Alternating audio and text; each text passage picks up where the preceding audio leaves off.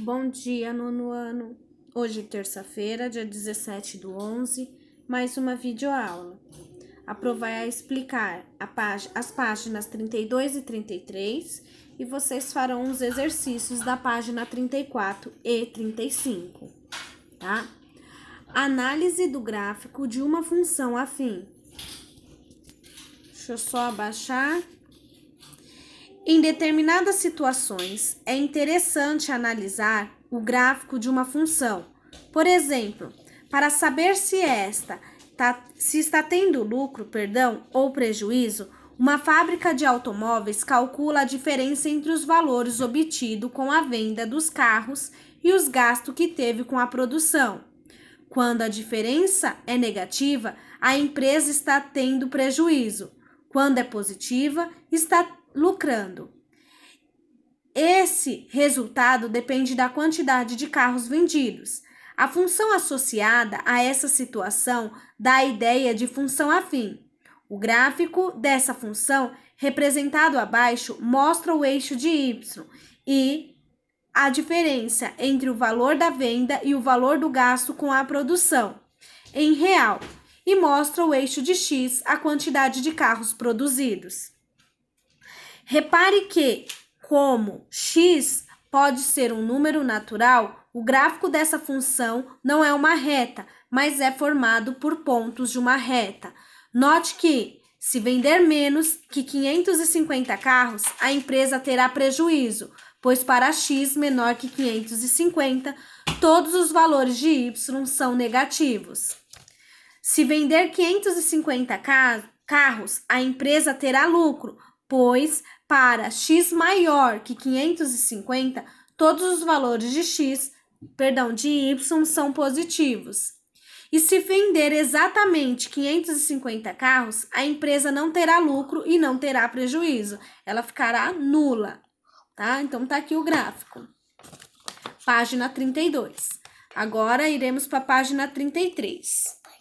Uma forma de analisar o gráfico de uma função afim da lei é f de x igual a x mais b com a diferente de zero e verificar que, para quais valores de x, a função f é positiva, para quais valores é negativa e para qual valor é nula.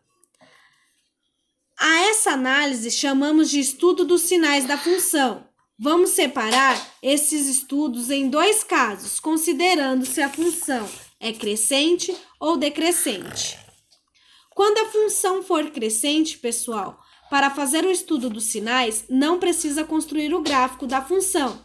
Basta fazer um esboço indicando o zero da função, se ela é crescente ou decrescente. Assim, para uma função ax mais b com a maior que zero, temos aqui positivo, do lado de cá, negativo. Exemplo, vamos analisar o gráfico da função 2x mais 2, tá? Sabemos que a função é crescente, porque o a é 2. O a é o número que está acompanhado de x, e ele é positivo. Então, ela é crescente. Então, para eu saber se ela é crescente ou decrescente, eu observo só o número que está acompanhado de x. Se for negativo, é decrescente. Se for positivo, crescente. Então, calculamos o zero da função e esboçamos o gráfico e estudamos os sinais. Página 34. Função decrescente.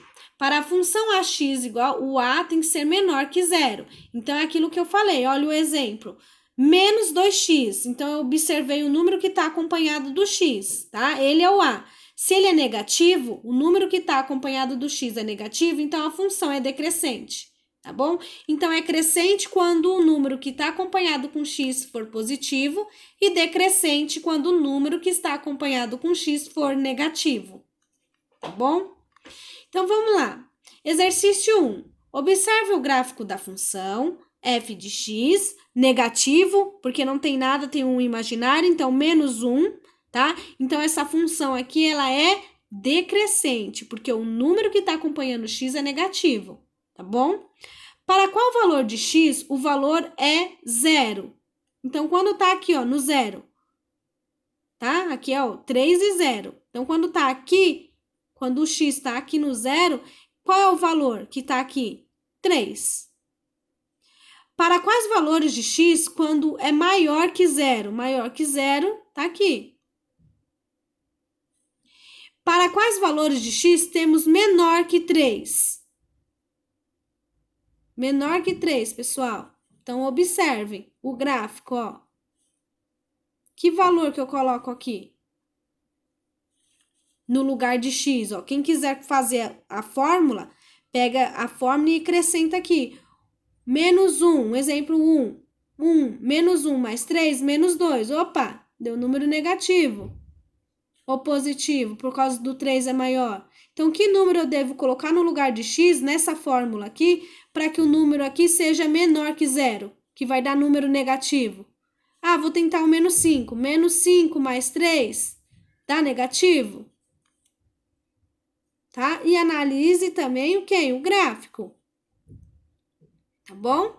2. Determine para quais valores de x a função tem um valor positivo e negativo e nulo.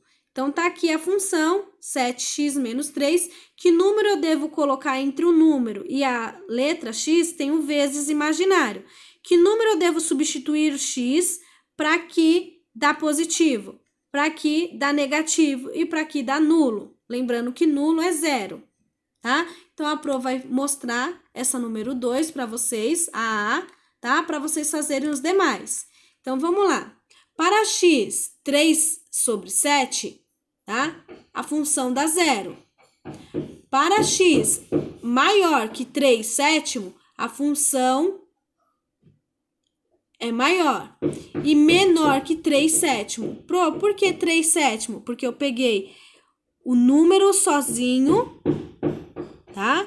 Eu sempre vou fazer isso. O número sozinho mais o número que está acompanhado do x. Então, 3 sétimo. O número sozinho vira numerador e o número que está acompanhado do x vira denominador. Tá bom? Então, vocês vão fazer isso nos demais exercícios. No B, no C, no D. Pro, não tem nada na frente do x. É um imaginário. Não esqueçam. Considerando a função constante, exercício 3, cuja lei é... Então, a lei de formação é essa. Então, a fórmula é essa aqui. Para quais valores de x, o valor f de x é maior que 0? Que número eu devo colocar no x para que seja maior que 0? E menor, tá? Que valor que eu devo colocar? Então, pessoal, não tem conta, apenas identificar, tá bom? Tá aqui, ó, exercício 3.